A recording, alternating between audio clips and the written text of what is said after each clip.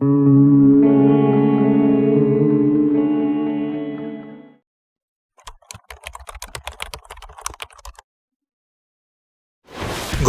ఒక మలయాళీ ఢిల్లీలో marketing job చేస్తూ ఉంటాడు. గోకుల్ పుట్టి పెరిగింది మొత్తం కేరళలోని త్రిశూర్లో. ఢిల్లీలో బెంగాల్కి చెందిన ఒక అమ్మాయిని చూస్తాడు, మాట్లాడతాడు. ఆ అమ్మాయి పేరు అనురాధ. ఢిల్లీలో ఒక యూనివర్సిటీలో లెక్చరర్గా జాబ్ చేస్తూ ఉంటుంది. ఇద్దరికి ఒకరినొకరు నచ్చి లవ్ చేసుకుంటారు. ఇంట్లో చెప్తారు.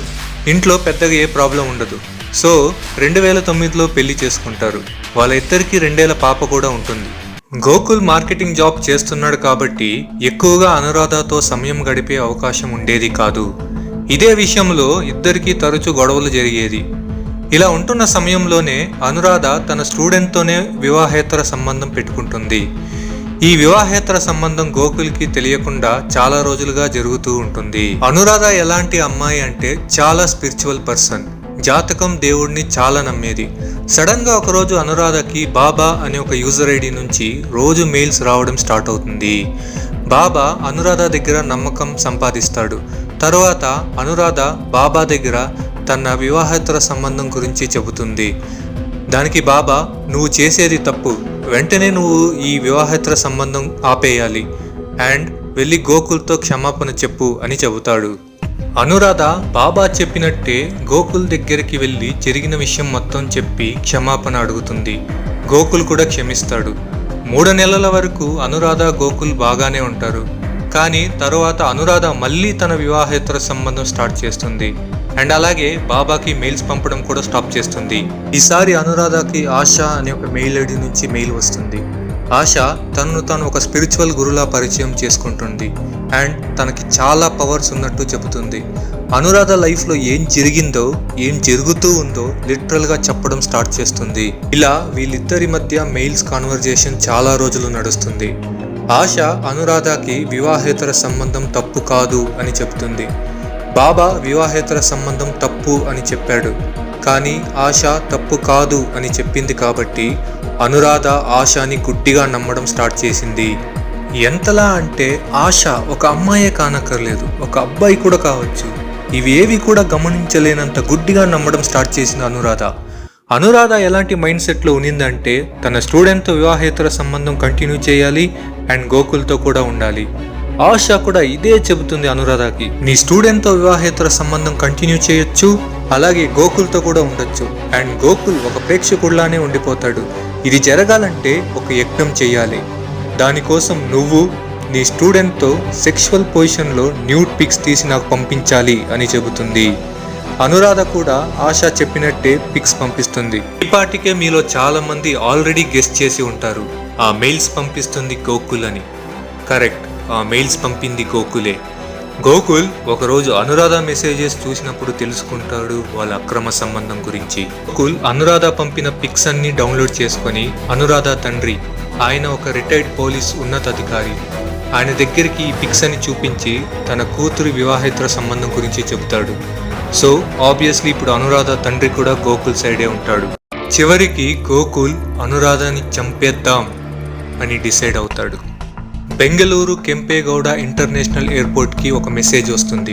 3 international flights NW078 of jet Airways to Hong Kong, CX694 of Cathay Pacific, LX147 of Swiss air to Zurich అనే ఫ్లైట్స్లో బాంబ్ ఉంది అనే మెసేజ్ వస్తుంది. వెంటనే అలర్ట్ అయిన ఎయిర్పోర్ట్ సిబ్బంది 3 ఫ్లైట్స్లో అందరినీ ఎవాక్యుయేట్ చేసి తరోగా చెక్ చేస్తారు. బాంబ్స్ ఏమీ ఉండదు.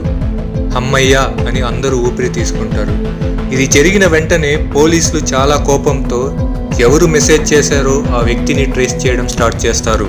జనరల్గా ఎవరైనా ఇలాంటి హోక్స్ కాల్ చేసిన వెంటనే మొబైల్ని స్విచ్ ఆఫ్ చేస్తారు. కానీ ఈ నంబర్ ఇంకా ఆన్లోనే ఉంది. ఇంకా పోలీసులు వీడికన్నా మూర్ఖుడు ఇంకా ఎవరు ఉండరు అనుకొని వెంటనే ఆ నంబర్ మీద ఉన్న పేరు, అడ్రస్, డీటెయిల్స్ తీస్తారు. ఆ సిమ్ జోస్ అనే పేరు మీద HSR లేఅవుట్లోని ఫోన్ హిల్ అపార్ట్మెంట్ అని ఉంటుంది. వెంటనే పోలీసులు అపార్ట్మెంట్కి వెళ్ళి జోస్ని పోలీస్ స్టేషన్కి తీసుకొని వస్తారు. తర్వాత చెక్ చేస్తే ఆ సిమ్ యూజ్ చేసిన మొబైల్ కూడా జోస్ పేరు మీదే ఉంటుంది. కానీ జోస్ నాకేం తెలియదు, ఆ ఫోన్ అండ్ నంబర్ నాది కానే కాదని చెప్తాడు. ఇంకా పోలీసులు మెసేజ్ పంపించినప్పుడు ఏదో ఒక వైఫై నెట్వర్క్ యూజ్ చేసి ఉంటాడు కదా, ఆ వైఫై ఏదో ఒక బ్రాడ్బ్యాండ్ నెట్వర్క్ మీద రిజిస్టర్ అయి ఉంటుంది కదా అని వెంటనే ఆ డీటెయిల్స్ తీస్తే ఆ బ్రాడ్బ్యాండ్ కనెక్షన్ జోస్ యొక్క నేబర్ గోకుల్ పేరు మీద ఉంటుంది. ఇక వెంటనే గోకుల్ని పోలీస్ స్టేషన్కి తీసుకొని వస్తారు. మన స్టోరీ స్టార్టింగ్లో ఒక గోకుల్ గురించి మాట్లాడమే, అదే గోకులే ఈ గోకుల్ కూడా. గోకుల్ త్రిశూర్ హై స్కూల్లో చదివేటప్పుడే ఒక క్రిస్టియన్ అమ్మాయిని లవ్ చేస్తాడు. వాళ్ళ ఇద్దరి లవ్ కాలేజ్ వరకు వస్తుంది. ఇద్దరి మతం వేరు కావడంతో ఇంట్లో పెద్దలు ఒప్పుకోలేరు. తర్వాత గోకుల్ హైయర్ స్టడీస్ కోసం ఢిల్లీ వెళ్తాడు అండ్ అక్కడే అనురాధాని లవ్ చేసి పెళ్లి చేసుకుంటాడు. గోకుల్ అనురాధ విషయంలో చాలా అప్సెట్గా ఉన్నప్పుడే తను స్కూల్లో లవ్ చేసిన క్రిస్టియన్ అమ్మాయిని మళ్ళీ ఫేస్బుక్ ద్వారా కలుస్తాడు. అప్పుడే గోకుల్కి తెలుస్తుంది ఆ అమ్మాయి కూడా పెళ్ళయిందని అండ్ ఇద్దరు పిల్లలు ఉన్నారని. ఒక పక్క అనురాధ యొక్క వివాహేతర సంబంధంతో విసిగి ఉన్నప్పుడే తన ఎక్స్ లవర్తో కమ్యూనికేట్ చేస్తూ ఉంటాడు గోకుల్. అలా ఉన్నప్పుడే గోకుల్ కూడా తెలుస్తుంది తన ఎక్స్ లవర్ మ్యారేజ్ లైఫ్లో కూడా ప్రాబ్లమ్స్ ఉంది అని.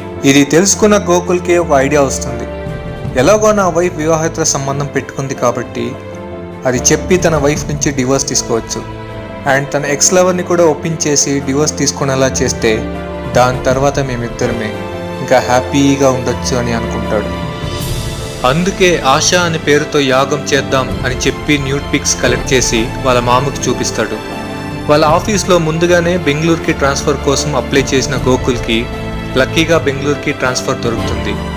గోకుల్ బెంగళూరులో తన ఫ్యామిలీతో పాటు తన ఎక్స్ లవర్ ఉండే అదే ఫర్న్ హిల్ అపార్ట్మెంట్లో ఫ్లాట్ రెంట్కి తీసుకుని దిగుతాడు. స్లోగా తన ఎక్స్ లవర్ హస్బెండ్ అయిన జోస్తో ఫ్రెండ్షిప్ చేస్తాడు. జోస్ అండ్ వాళ్ళ వైఫ్కి ఉన్న ప్రాబ్లమ్స్ని యూజ్ చేసుకొని వాళ్ళ ఇద్దరిని విడదీయడానికి ట్రై చేస్తాడు. దానికోసం బెంగళూరులో కొత్తగా 2 నంబర్స్ తీసుకొని ఒక నంబర్తో చర్చ్ కౌన్సిల్ పంపించేలాగా తన ఎక్స్ లవర్కి మెసేజ్ చేస్తాడు, నువ్వు నీ హస్బెండ్తో విడిపోవడమే మంచిది అని.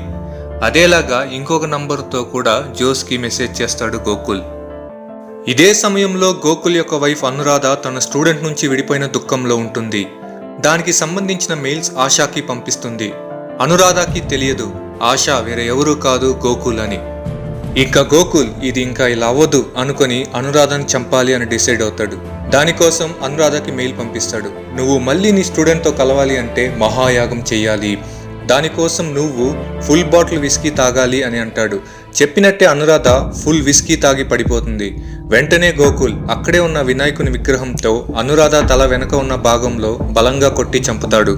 తర్వాత పోలీస్కి అండ్ వాళ్ళ మామకి ఫోన్ చేసి చెప్తాడు, అనురాధ ఫుల్గా తాగి పడిపోయినప్పుడు తలకి దెబ్బ తగిలి చచ్చిపోయింది, కానీ పోలీస్కి గోకుల్ మీద అనుమానం ఉంటుంది. కానీ అనురాధ వాళ్ళ నాన్న మా అల్లుడు మంచివాడు, నా కూతురే సరిలేదు, సో ఈ కేసుని మీరు ఇక్కడే వదిలేయండి అని చెప్తాడు. ఇంకా పోలీస్ కూడా ఈ కేసుని సూసైడ్ అని క్లోజ్ చేస్తారు. గోకుల్కి ఉన్న ఒక అడ్డంకి పోయింది. నెక్స్ట్ గోకుల్కి ఉన్న ఒకే ఒక అడ్డంకి జోస్. అనురాధ అంత్యక్రియల కోసం అనురాధ వాళ్ళ ఊరికి వెళ్ళి వస్తాడు గోకుల్. వచ్చి చూస్తే తన ఎక్స్ లవర్ అండ్ జోస్ కలిసిపోయి ఉంటారు. ఇది చూసిన గోకుల్కి మండిపోతుంది. ఇంకా లాభం లేదు, జోస్ అడ్డు తొలగించాలి అని జోస్కి తెలియకుండా తన పాస్పోర్ట్ తీసుకొని ఆ కాపీస్తో 2 SIM cards and phone Jose పేరు మీద కొంటాడు. అలాగే జోస్ ఇంట్లో ఇస్లాంకి సంబంధించిన బుక్స్ పెడతాడు. సో దట్ పోలీస్ వచ్చి చూస్తే జోస్ని క్రిస్టియన్ ముసుగులో ఉన్న ఒక ఇస్లామిక్ టెర్రరిస్ట్గా చూపించవచ్చు అనేది గోకుల్ యొక్క ప్లాన్. తాను ప్లాన్ చేసినట్టే కెంపేగౌడ ఇంటర్నేషనల్ ఎయిర్పోర్ట్కి బాంబ్స్ ఉన్నట్టు మెసేజ్ పంపిస్తాడు. చివరికి పోలీస్ చేతిలోనే అరెస్ట్ అవుతాడు. గోకుల్ చేసిన హోక్స్ కాల్ చిన్న తప్పే అయ్యుండొచ్చు, కానీ అనురాధని చంపడం నేరం, చాలా పెద్ద నేరం. ఇంకా ఈ కేసు జరుగుతూనే ఉంది. ఈ కేసులో బాధితులు ఎవరన్నా ఉన్నారంటే అది అనురాధకి గోకుల్కి పుట్టిన చిన్న పాప.